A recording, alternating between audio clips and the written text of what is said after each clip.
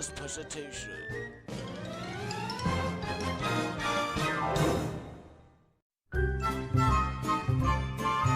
Hey, if you are a star or celebrity, then I know a fan, oh man, she'll jump out of her tree. So look out, here comes Pepper. You better run for the hills. She'll try any ruse till she gets your autograph. If you refuse, it could be your epitaph. You give her the chills, she's Pepper Mills. Pepper. 7 out of 13 historians agree America's cuddliest president was Teddy Roosevelt. In fact, the 26th president was so cuddly that in 1903, toy makers modeled a stuffed animal after him called the teddy bear. That's a U followed by an N. Thus, UN.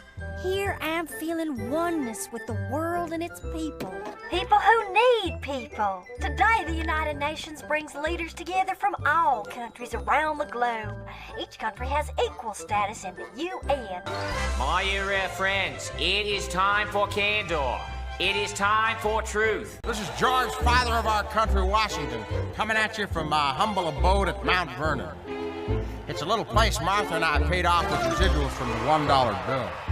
This is our big lucky day for my Teddy Roosevelt's biggest surprise of my own. Well, finally, the 33rd president, Harry S. Truman, who in 1948 gave campaign speeches from the back of a train during a whistle-stop tour across the U.S. And that's why I say, if you can't stand the heat, stay out of the kitchen. Hey, I bet you could get a lot of dates if you were president. Hey, we've got a great show for you today. It's Nasty Head Wound rocks! No! The United States Constitution! Better. It's time for President Surge.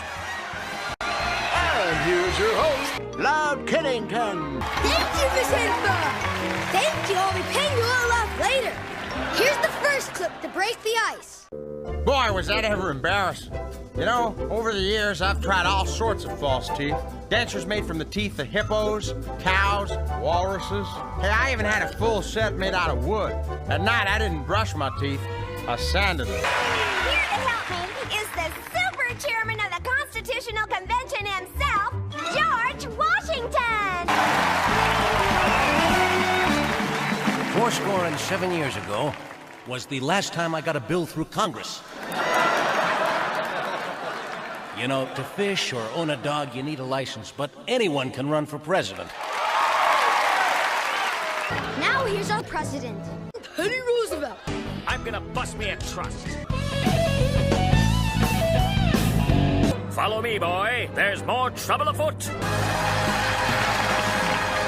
Well, what do you say, big guy? Tell him loud. Wait, I hear trouble. Hornet Nest, Antler High.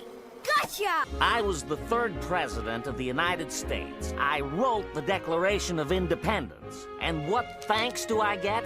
My picture on the $2 bill. Well. Now here's our 32nd president, Franklin Roosevelt, famous for his fireside chats. We have nothing to fear but fear itself.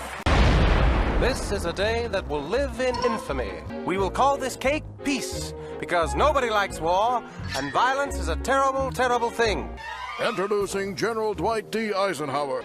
You know, when I'm about to change the course of history, the last thing I want to worry about is my hair. I've been meaning to speak to you. I'm afraid I got a little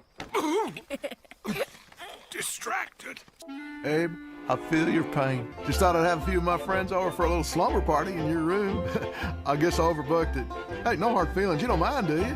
Everybody got their checkbooks? Yeah! It is for rent. And the winner is General Washington! The monument was named after me. Excuse me, sir. May I please have your autograph? Well, sure, young lady. Anything for a fan. Here you go. Thanks! Hey, you're not Michael Jackson. Who?